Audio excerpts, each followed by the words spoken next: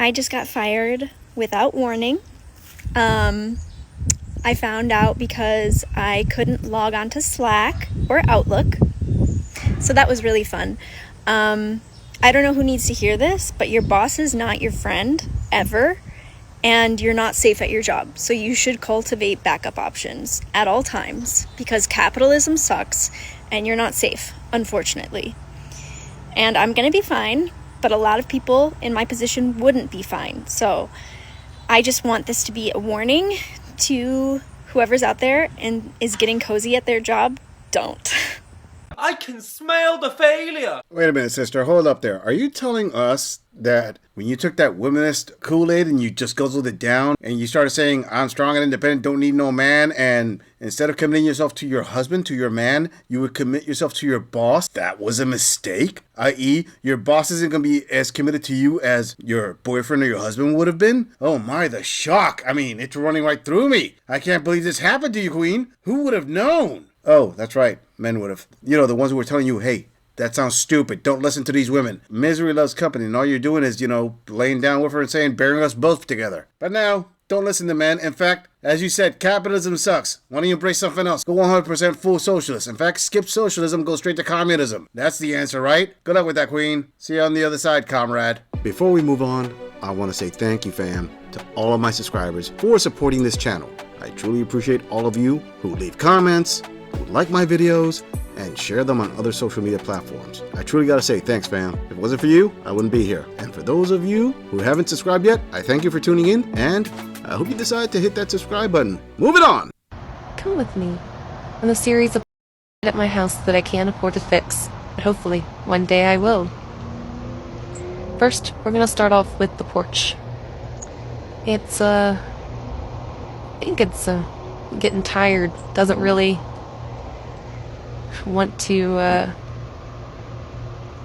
be a porch anymore, so, but not the worst thing that is I don't get it. Majority of people don't like fat people, bigger people, chunky, but you're telling me you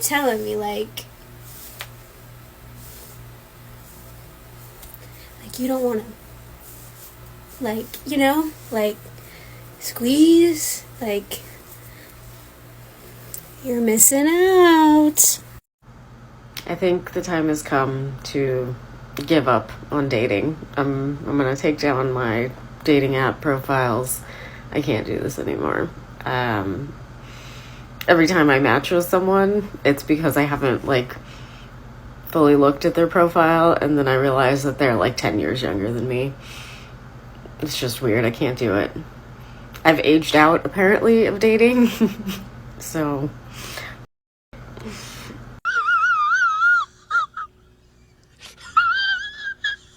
Oh, so that first one that showed everybody, the effed up things about her house that needs to be fixed. So in other words, she needs a nice little blue pill simp to get in there and fix it.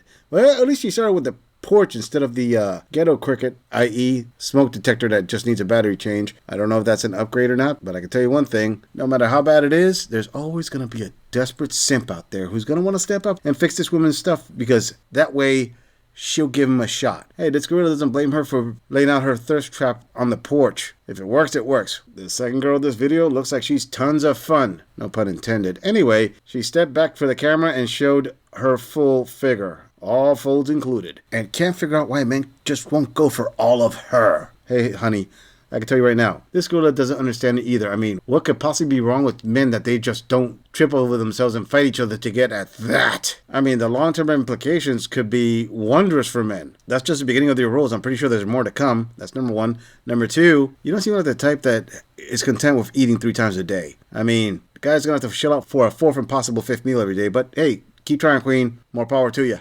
And that third queen that's complaining because she's aged out of dating, because every time she matches on one of those dating profiles, the men are 10 years younger than them. Translation, the men her age, which have what she wants, they've taken care of themselves, they built up wealth, they have resources, they have money, they have finances, and they probably have a nice home with a car. Well, they're not looking for her because, borrowing a page out of that Queen Empowerment book, they're not going to settle. They're going for something younger. Something has got less mileage on it and a little bit more traction on the tires. And the younger guys, what can I say? The ones that are hitting you up that are 10 years younger than you, they're just looking at you like target practice, honey. I mean, you're not a bullseye, but, you know, you're within the mark. They just want to unload their entire quiver somewhere, making sure those arrows hit something, if you know what I mean. This gorilla's advice is, hey, at least you get to enjoy one last young bull ride before hitting the retirement home. Moving on. Well, hello. So I've gone back and forth on making this video, and I'm not even sure I'm gonna post it, so we'll see. As a lot of you have seen, I've posted a few very vulnerable videos, starting with my ex-husband making fun of my teeth, to my van blowing up, to me crying on here because I'm being bullied on social media. So I'd like to address a few things. I'd like to start with talking about how I had been accused of being a scammer. This all stemmed because I had a lady reach out to me about my photography company, and she had booked with me. I gave her an amount. We went back and forth on how many people were going to be in the photos, who, where, what, everything. She kept, oh yes, this day, oh no, this day, oh yes, this day. So I required a deposit. We discussed the terms of the deposit, the whole 9 yards. She placed the deposit. Well, one day in the middle of the night, I received a text stating that she wanted to cancel and return a deposit. Very ignorantly written. So I reiterated that it was outside of my return policy and that I was not going to return her deposit. She proceeds to tell me that if I did not return her deposit, that she was going to take to social media and accuse me of being a scammer, which she did. And this caused an entire group of people who did not care for my ex to jump in on this bandwagon. And because at the time I was with my ex, all of a sudden all they saw was what my ex did.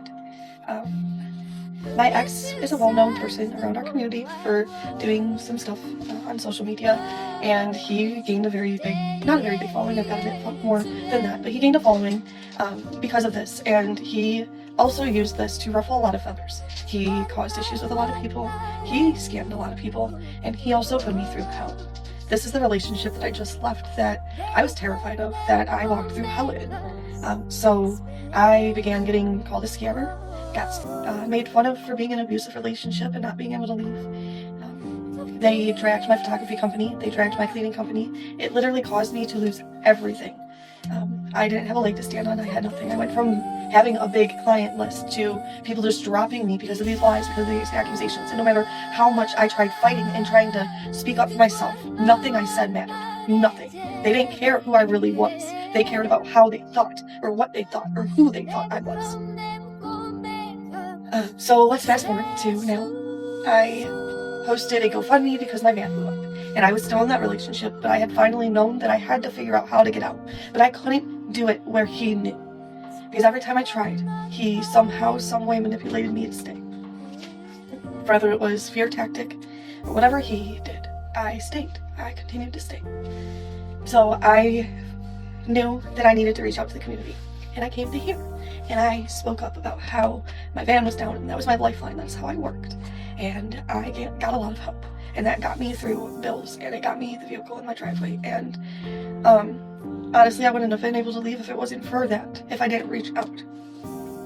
So all of a sudden I got called a scammer because I finally got out. I left. I'm on my feet and I have a home, and I'm trying to, move forward, but I can't get a job because every time I post about a job or I post about my photography or whatever it may be, me trying to support my kids, all of a sudden it's, oh, you're a scammer, when I never scammed anyone. Anything that ever happened, whatever anybody wants to accuse me of, it was my ex. Like, I never scammed anyone out of the GoFundMe. That was wholeheartedly truth. Like, I would have never came on here and shown my face crying, begging for help if I didn't need that help, because I knew that if I didn't get out, I was not safe where I was. So I guess I'm coming on here to try to explain, because I'm trying so hard to stand on my feet now that I'm out, now that I'm free, now that I'm finally able to live life to the fullest. I'm not able to because I keep hitting this roadblock of people seeing who I was with him, or who he made it out to be, or who these liars and these people who never gave me a chance made me out to be. So, that's my story.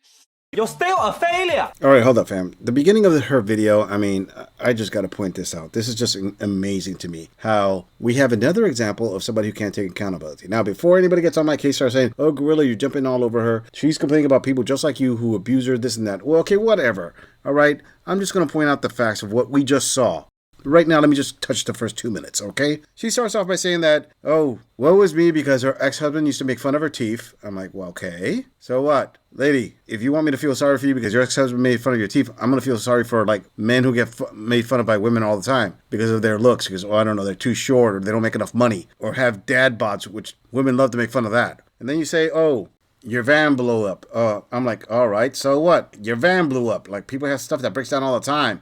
Yeah, it sucks, but you got to get through it. And then you said, oh, I'm crying because I'm bullied on social media because I'm called a scammer. And then you go on to tell the story of how you had a client who gave you a deposit and she canceled on you a little bit late. And because of your policy, you weren't going to return the deposit. And she took to social media to label you a scammer. And somehow, some way, which I still don't get how you did this, you went from her calling you a scammer to you quickly trying to throw the blame on your ex-husband because you were saying, oh, people didn't like him. And then you just went on to just talk about how he was the cause of all these problems. And this girl just kept thinking to himself, hold up a second. You're telling me that you would rather keep the deposit and go through all this, which obviously it affects you this bad, instead of just saying, hey, you want to screw it here. It's not worth the headache. Here's your deposit back. I don't know. It goes on and on with you not taking accountability that you are the common denominator of all these problems. But you want to pass the buck to somebody else. It was your client's fault. It was the van blowing up's fault. It's your ex-husband's fault for most of your stuff. And it's everybody's fault on social media for bullying you, for calling you a scammer, for keeping the money. I mean, sister, you're a bit late to this pity party, so you're not getting none. Now, if that wasn't enough juggling, you went into your third minute talking about how, because of this online bullying and how you keep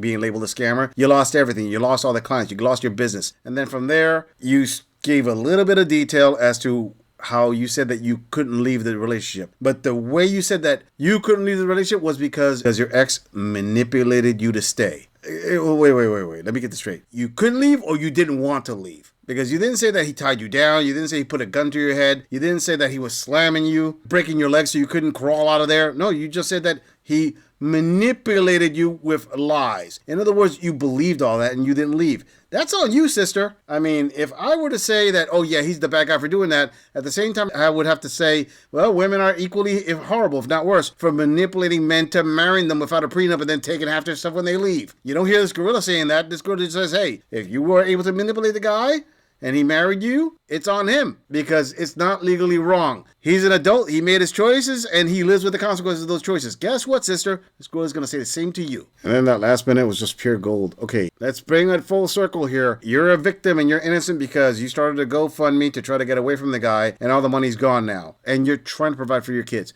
Oh, so again, that money's gone and it's your ex-husband's fault. Wow. Everything is everybody else's fault except yours, huh, sister? I guess there's a lot of reality when the manosphere says that accountability is a woman's kryptonite. Listen, sister, I'm just going to say it. You got zero pity. And if they call you a scammer, hey, what can I say?